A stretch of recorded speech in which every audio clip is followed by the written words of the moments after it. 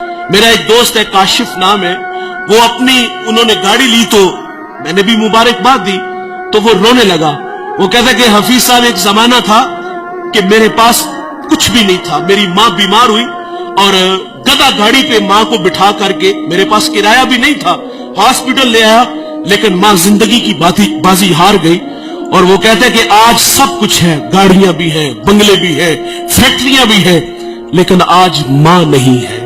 ये इंसानी फितरत है, जिसने खुशहाली देखी हो वो आरजू जरूर करता है कि काश कि आज मेरी माँ जिंदा होती। मैं 1997 में किबला रजा साकिब मुस्तफाई साहिब के पास तालीम हासिल करने के लिए आया, तो मेरी वालिदा ने मुझे बचपने में कहा कि बेटे, मेरी आरजू है कि जिस तरह किबला हजरत मिंबर पे बैठ के लोगों को अल्लाह रसूल की बातें सुनाते हैं, मेरा बेटा भी लोगों को अल्लाह रसूल की बातें सुनाए। ये मेरा ख्वाब, मेरा सपना है और मैं ये देखना चाहती हूँ। लेकिन हुआ क्या कि 1999 में वो अल्लाह के पास चली गई। अल्लाह ने बड़ी इज्जतों से नवाजा है। पूरे पाकिस्तान में जाता हूँ और हजारों के इज्तिमाअत में मैंने खिताबात किए हैं, उलमा की मौजूदगी में, बड़े बड़े मशाइख की मौजूदगी में मैंने अल्लाह रसूल की बातें सुनाई हैं। लेकिन कभी कभी आरज़ू मचलती है कि पर्दे की ओट में बैठ के इस बेटे से माँ अल्लाह रसूल की बातें सुने तो मेरा कद कितना बढ़ जाएगा। ये इंसानी फितरत है। वो आरज़ू करता है काश के आज मेरे माँ बाप जिंदा होते। मेरे नबी सल्लल्लाहु अलैहि वसल्लम फरमाते हैं, जन्नत तुम्हारी माँ के कदमों तले है। और फिर अमलन हमें करके भी दिखाया। हुजूर मुसल्ले पे खड़े हैं, हुजूर ने पीछे पलट के सहाबा को देखा, छम छम आंखें बरसने लगी। माँ कब बिछड़ी थी? जब मेरे नबी की उम्र 6 साल थी। अबवा का टीला, ये एक छोटी सी बस्ती है जहां सैयदा आमिना रदी अल्लाह ताला अन्हा आके रुकती है। आपको बुखार हो गया था और बुखार तलख था जिसने सैयदा आमिना रदी अल्लाह ताला अन्हा की जान ले ली थी। सांसें टूटने लगी तो हजरत आमिना ने उम्मे ऐमन को कहा कि मेरे बेटे मोहम्मद को अमीर कुरैश तक पहुंचा देना, और वक्त रुखसत हुजूर को पास बुला लिया। उधर बचपने की मासूमियत, पेशानी में नबूवत का नूर है और माँ बेटे में खूब सी जाती है। 2-1 बातें की और फिर हमेशा के लिए पहाड़ों में सो जाती है। फरमाया बेटे, हर नई चीज ने पुराना हो जाना है, हर बाकी ने फना हो जाना है। फरमाया बेटे, मैं भी जा रही हूं, लेकिन सुनो, मेरा जिक्र बाकी रहेगा, वो इसलिए कि मैं तेरे जैसा सोना मोहम्मद छोड़ के जा रही हूं। सांसों की माला टूट गई, मोती कहीं फिजा में बिखर गए।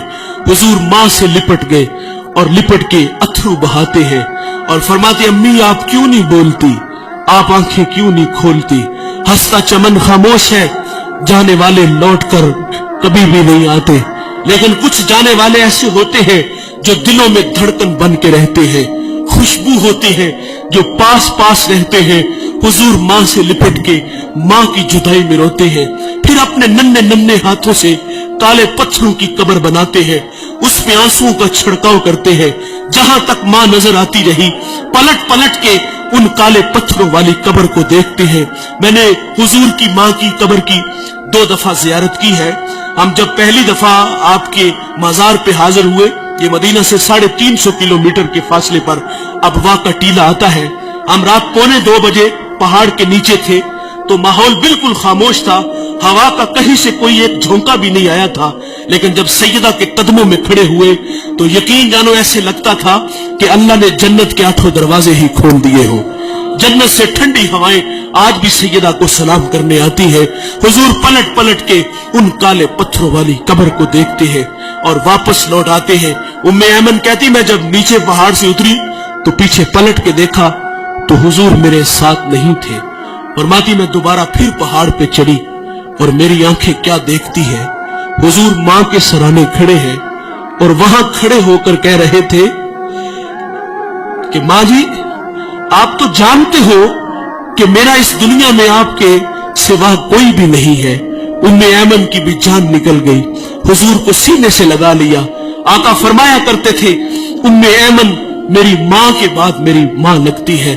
साहिब 6 साल की उम्र में मां बिछड़ी थी, आज मुसल्ले पे खड़े हैं, ताहद्दे नजर असहाब हैं, छम छम आंखें बरस रही है।